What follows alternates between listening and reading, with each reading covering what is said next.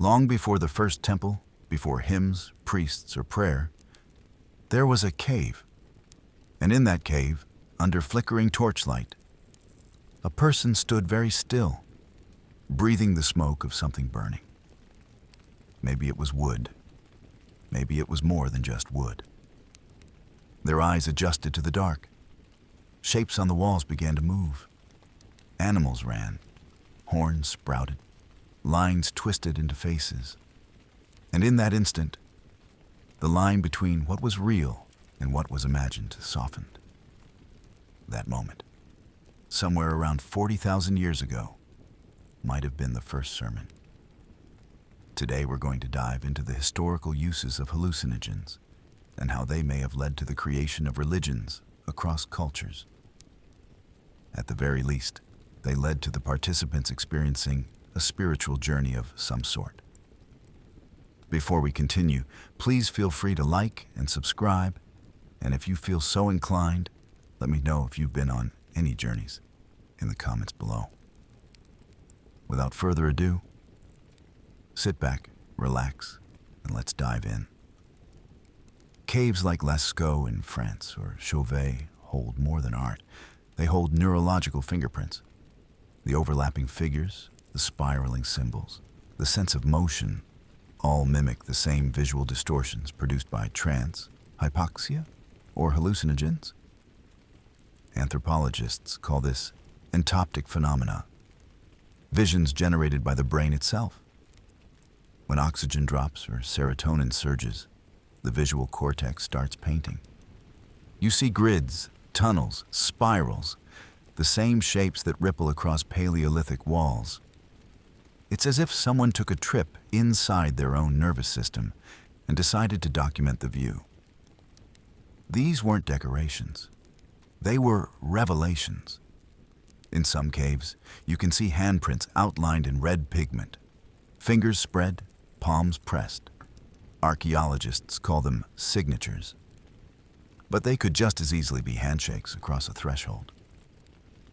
If religion is the art of organized mystery, shamanism was the freelance version. Every early community had someone who could step sideways into the realm of spirits, ancestors, or hallucinations. The job description was simple.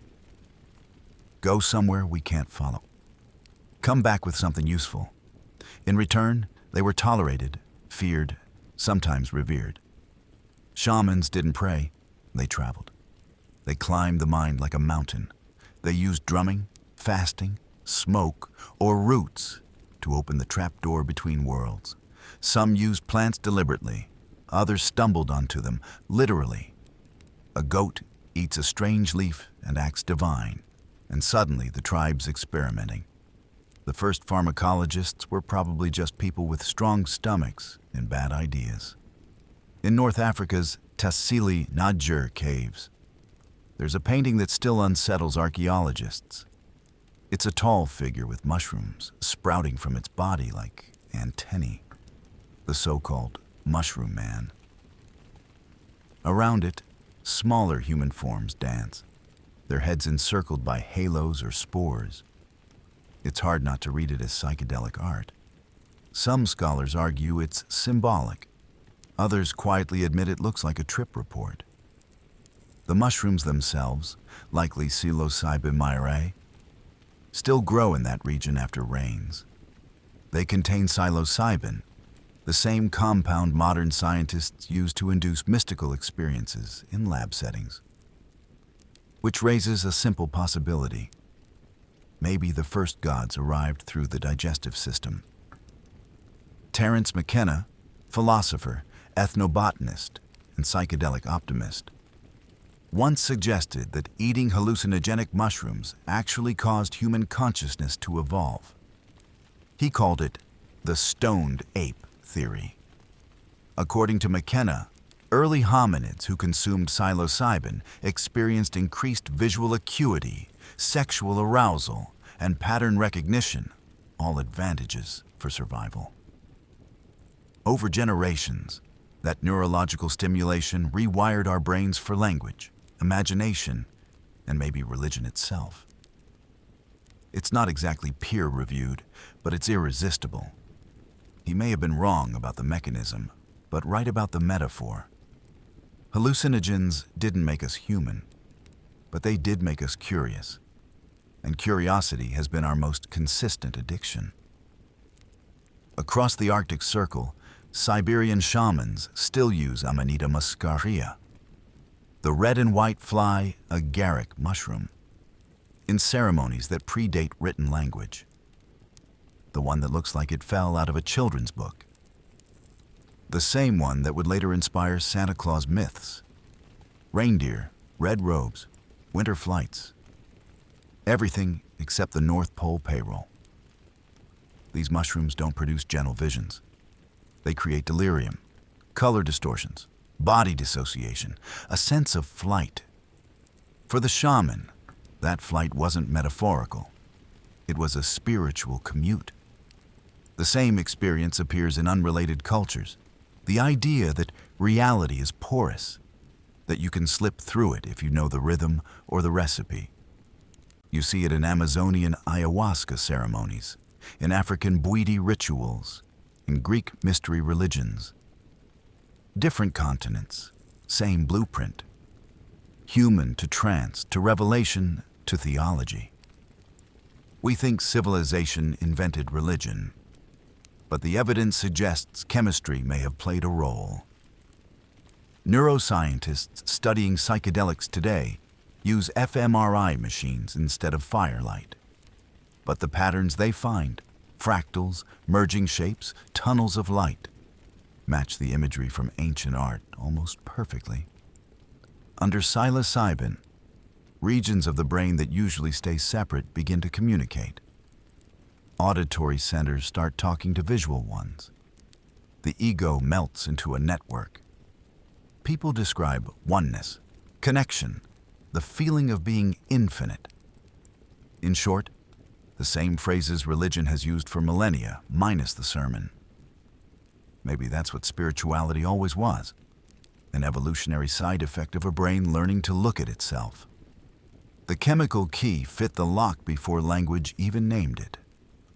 When those early visionaries stumbled back from their experiences, pupils wide, words failing, their tribes must have stared in awe. Someone had seen something impossible. They couldn't prove it, so they painted it. They couldn't explain it, so they performed it. Over time, those performances became rituals.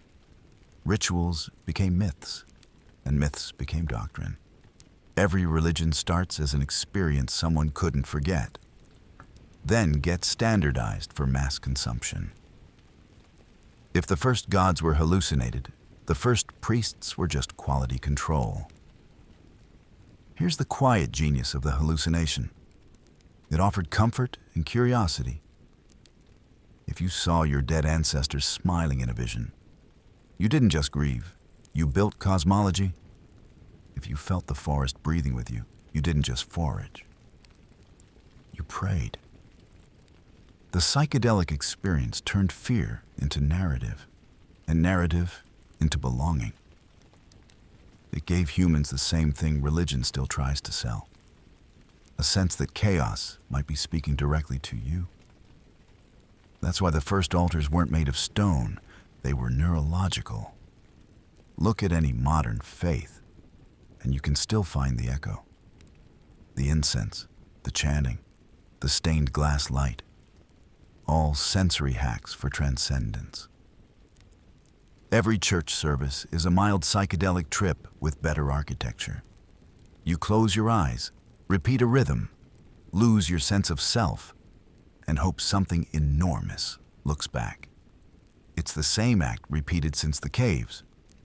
We just switched out mushrooms for metaphors. So when we talk about the origins of religion, we're not really talking about gods. We're talking about the human nervous system discovering it could hallucinate and deciding that must mean something. The first gods didn't come from the sky. They came from inside the skulls of people sitting very still in the dark, trying to understand why the walls were breathing. By the time humans began settling, planting, and paving, their relationship with the divine was already chemical. But now they wanted consistency, a predictable path to transcendence. You can't build a society on random trips, so they started brewing. If the first shamans went into the woods to find their visions, the next generation learned to distill them. They mixed seeds, roots, grains, and honey, and found that certain combinations opened doors. The line between medicine, poison, and miracle was always a matter of dosage. In the Indus Valley, 3,000 years before Christ, a group of poets began composing the Rig Veda. Its verses speak reverently of Soma, a sacred drink said to grant immortality, wisdom, and communion with the gods. What was Soma? Nobody's sure. Some say a hallucinogenic mushroom, others an ephedra brew, still others a long-lost species that's since gone extinct. But the descriptions sound suspiciously like something psychoactive. Light pouring from within, colors singing, the body dissolving into bliss. The hymn writers called it the pressed god. They didn't just drink Soma, they deified it. Imagine wine so good you build theology around it. Every sip of Soma was both a pharmacological event and a theological one. The priest drank, the god awoke. Then came the realization. Maybe there's no difference between the two. It's a recurring theme. The divine is ingested. To know God, you don't look up, you swallow. That pattern appears everywhere. In Mesoamerica, Mayans mixed balshe, fermented honey and tree bark with mild hallucinogens, for rituals. In the Andes, shamans brewed ayahuasca, a vine and leaf cocktail that induces vivid visions of serpents and ancestors. In Africa, the Bwiti used iboga, a root that triggers powerful life review experiences. Different continents, same outcome. Revelation via recipe. And always the same principle. These weren't intoxicants. They were instruments. Used correctly, they didn't make you high. They made you holy. Then, in Greece, someone decided to institutionalize enlightenment. For nearly 2,000 years, Greeks from all walks of life, peasants, poets, even emperors, made a secret pilgrimage to a sanctuary outside Athens, Eleusis. There, in an underground hall, initiates drank a potion called kykeon and experienced something so profound that revealing it was punishable by death. The ritual's details are still murky, intentionally so. All we know is that those who drank it came out changed. They said they'd seen the goddess face to face. Plato called it the greatest gift the gods bestowed upon humanity. Modern researchers suspect kykeon contained ergot, a fungus that grows on barley and produces lysergic acid, a chemical cousin to LSD. If true, the Greeks were microdosing transcendence centuries before Hoffman's bicycle ride. It's an elegant symmetry. A people who worshipped logic built their most enduring ritual around chemically induced mystery. If you plot these rituals on a map, from India to Greece to the Amazon, you see the same choreography. Preparation, ingestion, disorientation, revelation, integration. 4 acts.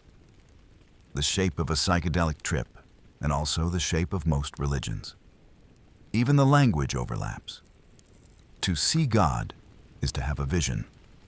To receive the Spirit is to experience possession. To be reborn is a familiar afterglow. We gave different names to the same neurological fireworks. The experience of unity became theology. The chemicals became sacraments. It's easy to imagine the first priesthoods forming around dosage control. Someone had to measure the ingredients, decide who was pure enough to drink, who could interpret the visions correctly. The first hierarchy was probably just quality assurance. But the side effect of managing the sacred was owning it. Once you control the recipe, you control revelation. And revelation is power. When people could reach God through a cup, the cup needed supervision. So the visionaries became officiants. The communal trip became ritual. Mysticism was replaced by ceremony. Cleaner, safer, repeatable.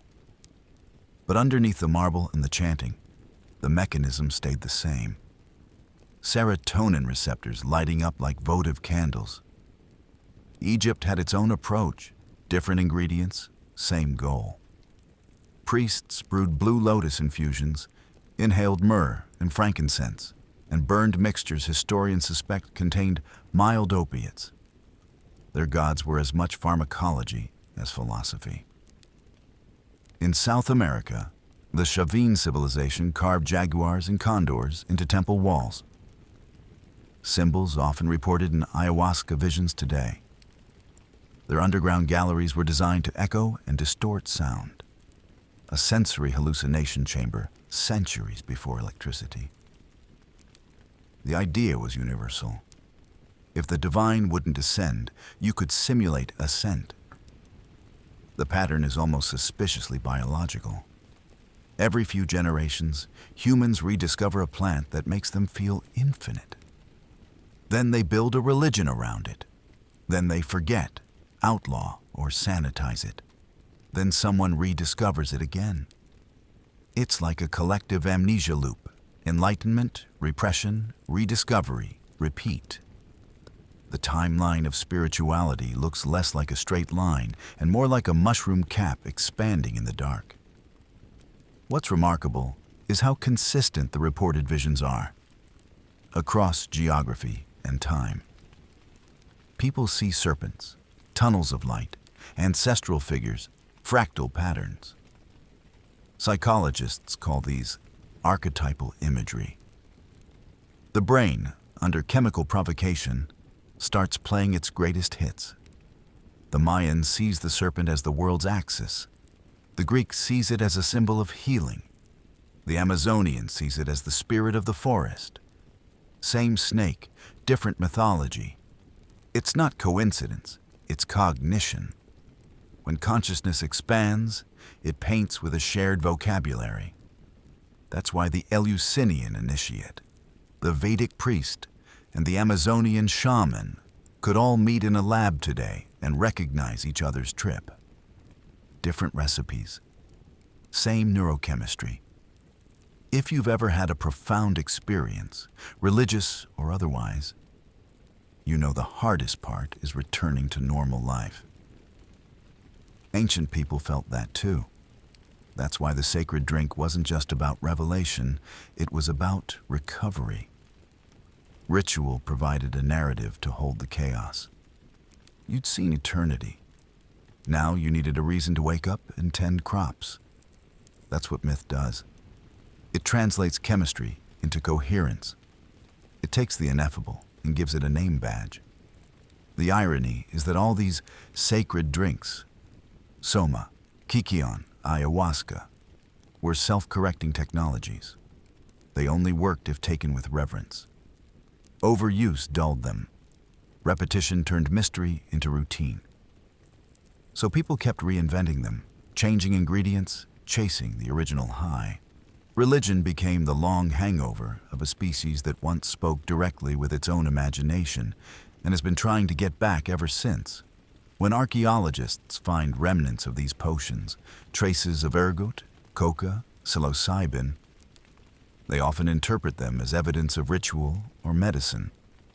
But they might be missing the point. These were technologies of transcendence, humanity's earliest user interface with the divine. And every time we sipped, swallowed, smoked, or chewed, we were running the same experiment. What happens when the universe looks back? By the time civilization learned how to write down its gods, it had already started censoring them. The ecstatic had become inconvenient. You can't build cathedrals on visions that anyone can have for free. So the same chemistry that once inspired revelation became contraband. In the ancient world, faith was still experimental. Egyptians mixed perfumes to summon divinity.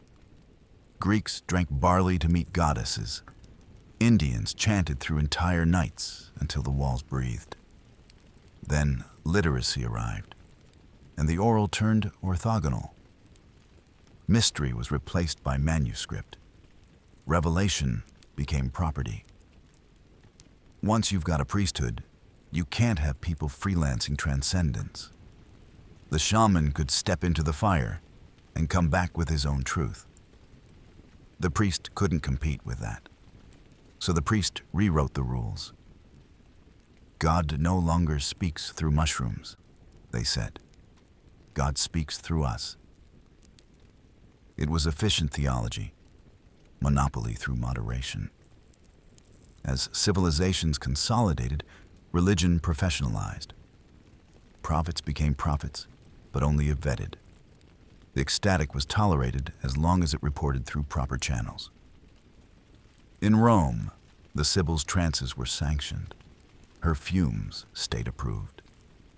In Israel, prophets still saw visions, but only when it suited the narrative. Mysticism was domesticated. Meanwhile, the unregulated visionaries, the oracles, witches, village healers, were pushed to the margins. The line between revelation and madness got narrower every century. And when the church arrived, it erased the line entirely. Early Christianity was born among mystics, desert ascetics who fasted until they saw angels. But as it spread, it needed structure. By the time Constantine made it official, religion had turned bureaucratic. A theology that began with fishermen seeing light on the water became an institution where only bishops could approve what counted as divine. The direct pipeline between man and mystery was paved over. If you still saw visions, they'd better come from fasting, not fungus. If you heard voices, they'd better speak Latin. Mysticism was still allowed, but only in the narrowest sense. Saints could have visions if they behaved. Everyone else was a heretic. By the late Middle Ages, hallucinogens had gone underground, literally. The folk healers of Europe still used plants like belladonna, henbane, and mandrake. They brewed ointments that absorbed through the skin, causing vivid dreams of flight. Villagers called them flying salves. The church called them witchcraft. Those accused of witchery often described the same sensations, flying through the night, meeting spirits, visiting Sabbaths. To inquisitors, that was evidence of satanic union. To historians and pharmacologists, it sounds like an ergot trip with poor public relations. The broomstick itself may have been practical. A handle for applying the ointment transdermally. An entire mythology of evil may have started as a misinterpreted spa treatment.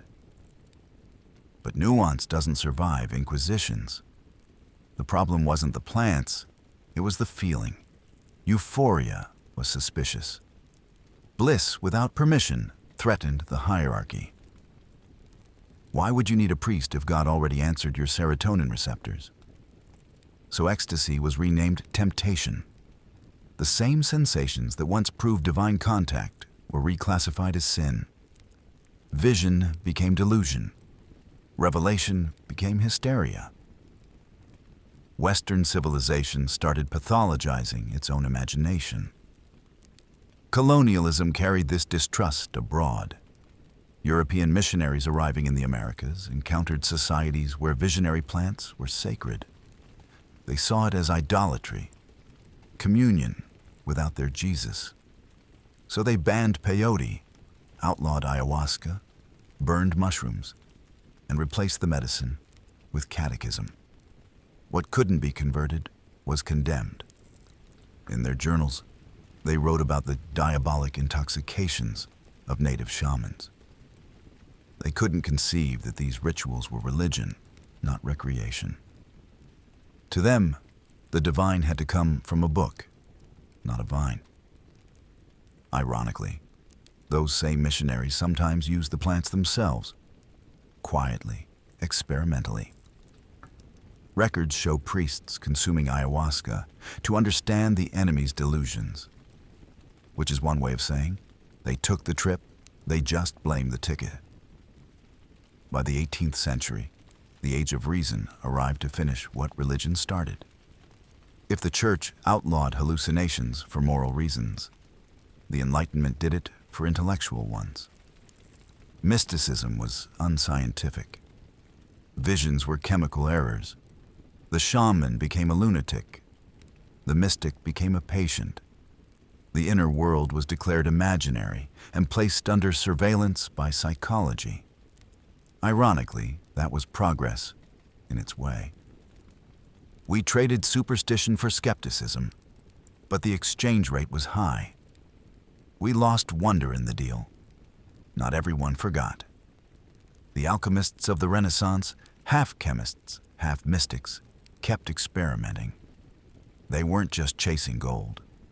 They were chasing transformation. To turn lead into light was a metaphor and method both. Their notebooks mention red lions, green dragons, the stone that makes one see heaven.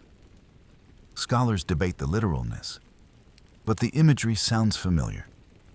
Coded recipes for the same old brew. When the Inquisition read these texts, they saw heresy. But to the alchemist, it was the same pursuit as the cave painters. The quest to peek behind the curtain. Every empire tries to control revelation. Every mystic keeps smuggling it across the border. Even as visions vanished from theology, they survived in folk tales. The fairy mounds of Ireland, the elves' feasts in Norse myth, dream journeys, sleep paralysis spirits, changelings. When the chemicals were removed, the experiences stayed, reframed as dreams, devils, and folklore. The human brain refused to give up its favorite pastime, altering itself. So it disguised it as fiction. It's strange. We think of the Dark Ages as a time of ignorance, but they were really a time of repression. People still having visions, just not admitting them. You can't outlaw the subconscious. You can only force it to go underground. By the dawn of the modern era, the psychedelic thread of religion was nearly invisible. Mysticism survived only in the margins, among Sufis spinning, monks fasting, hermits meditating in caves. Their visions were tolerated as metaphor, not experience. The rest of the world was sober, and proudly so. We mistook lucidity for enlightenment. We built churches on rational foundations and called it progress. But buried under all that architecture was a lingering memory that somewhere, once, a drink, a root, or a mushroom had opened the sky. That memory never disappears. It just waits for a chemist to rediscover it. Albert Hofmann wasn't looking for God. He was looking for a respiratory stimulant. In 1938, working for Sandow's laboratories in Switzerland, he synthesized the 25th compound in a series of lysergic acid derivatives. He called it LSD-25. The lab shelved it. 5 years later, he had what he called a peculiar feeling about the compound and decided to make another batch. During the process, a trace amount absorbed through his fingertips. The walls began to melt politely. Hoffman had discovered the modern burning bush, only it fit in a beaker. 3 days later, he intentionally took 250 micrograms, got on his bicycle, and rode home through what he later described as kaleidoscopic reality. It was April 19th, 1943. The first documented acid trip in human history. Today it's remembered as Bicycle Day. The gods were back, and this time they had lab coats. If Hoffman was the chemist priest, Aldous Huxley was the evangelist. When he took mescaline under the supervision of psychiatrist Humphrey Osmond in 1953, he expected madness. Instead, he found serenity. He wrote The Doors of Perception, describing a world so intensified by beauty it became unbearable. Every object shimmered with meaning. He quoted Blake, "If the doors of perception were cleansed, everything would appear to man as it is, infinite." For Huxley, this wasn't escapism. It was revelation. He believed psychedelics could dissolve the ego and reveal the divine substrate of reality. The thing mystics had always hinted at, now empirically accessible through chemistry. The book circulated like contraband scripture. In universities and cafes, people whispered about enlightenment in pill form. For the first time in centuries, transcendence was portable again.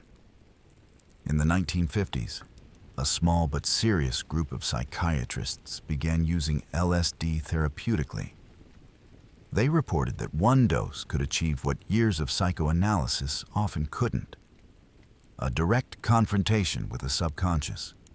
Addiction, trauma, depression, all seemed susceptible to revelation. Then came the Harvard Psilocybin Project. Timothy Leary, Richard Alpert, later Ram Dass, and their colleagues began administering psilocybin to volunteers. Their famous Good Friday experiment in 1962 dosed theology students during a church service. Most reported profound mystical experiences, complete with unity, light, and divine presence. Half a millennium after the church outlawed ecstatic communion, theology majors were crying in pews under the same influence their ancestors would have called sorcery. For a moment, it looked like science and spirituality might reconcile. Then the government noticed. As the 1960s unfolded, psychedelics escaped the lab and entered the living room. What began as research turned into rebellion. Acid leaked into the counterculture, and suddenly God was appearing at rock concerts. Leary's slogan, "Turn on, tune in, drop out," terrified everyone with a mortgage. Governments criminalized the substances, universities banned the research. The chemical keys were locked away again, this time in evidence bags. The irony was brutal. A discovery that could dissolve the boundaries between people had triggered one of the sharpest cultural divides in history. The visionary impulse, once the root of civilization, had become a controlled substance. But the story didn't end there. Visions rarely do. Even during Prohibition, the spirit of experimentation survived, quietly, carefully. Writers, therapists, monks, and chemists carried the flame in secret. They called themselves psychonauts, not explorers of geography, but of consciousness. They studied Buddhism, meditation, and shamanic ritual. They noticed that all paths to transcendence shared a destination: ego death, unity, compassion. Some achieved it through breath, others through molecules. Different routes, same summit. Huxley died in 1963, with his wife injecting him with LSD as he whispered, "Let me go toward the light." It was the gentlest heresy in human history, a saint dying on a laboratory sacrament. By the 1990s, prohibition fatigue began to crack. Researchers at Johns Hopkins, Imperial College, and elsewhere reopened the vault. They dosed volunteers with psilocybin in controlled settings. The results were eerily familiar. Participants described mystical unity, dissolving boundaries, divine presence. Brain scans showed the default mode network, the region responsible for ego and narrative, quieting down. When the self shut up, the universe spoke. Modern science had finally circled back to what shamans already knew. The sacred isn't out there. It's what happens when your sense of separateness goes offline. The participants weren't hallucinating. They were remembering. Meanwhile, in the Amazon, ayahuasca ceremonies never stopped. The rest of the world simply caught up. Now Western pilgrims fly in from London and Los Angeles to drink the vine of souls in jungle temples lit by smartphones. Legally recognized psychedelic churches have formed in Brazil and even parts of the US. Their theology is simple: communion through chemistry. They don't preach, they brew. The circle had closed. What began as ancient mushroom rites had returned in the language of visas and liability waivers. It's religion with a customer service department. But the core remains unchanged. Seekers sitting in darkness, waiting for something vast to look back. Today, psychedelics are back under fluorescent lights. Therapists use MDMA for PTSD, psilocybin for depression, ketamine for suicidal ideation. Each patient is paired with a guide, the modern shaman in a lab coat. The ritual is clinical, but the outcome is familiar: catharsis, unity, forgiveness. Scientists talk about neuroplasticity. Mystics call it rebirth. The vocabulary changes, the architecture doesn't. Humanity, it turns out, has been conducting one long experiment with consciousness. From jungle vine to clinical trial, from cave wall to MRI. Same trip, different travel insurance. Maybe that's why the psychedelic revival feels inevitable. It isn't a new discovery. It's the return of a memory that's older than civilization, older than scripture. The brain remembering how to talk to itself in color. When early humans saw the walls breathe, they thought they'd met gods. When Greek initiates saw light behind their eyelids, they thought they'd met the goddess. When volunteers in 2025 report meeting a vast, loving intelligence, neuroscientists call it a breakthrough dose. Labels change, experience doesn't. We like to think we invented religion to explain the world, but maybe we invented it to explain ourselves. Maybe every altar, every hymn, every sacrament is just an echo of the first hallucination that ever comforted us. Because, in the end, what's faith but a long-term side effect of curiosity? A recurring vision our species keeps having and keeps building temples around. The brain finds light, calls it God, then forgets, panics, and rediscovers it in another form. Fire, wine, mushroom, pill. Every few centuries, we bump into infinity again and say, "Oh, you're still here." Maybe the story of hallucinogens isn't about drugs or doctrine. It's about the oldest question we've ever asked: what happens when the universe looks back? And maybe, just maybe, the answer has always been chemical. Because long before we built cathedrals, we built synapses. Long before we lit candles, we lit the serotonin receptor two-way. And long before we prayed, we closed our eyes and saw something impossible and decided to call it divine. We've been chasing that vision ever since. That will wrap up tonight's episode. Thank you for coming on this journey with me. Have a great rest of your night, and I'll see you next time.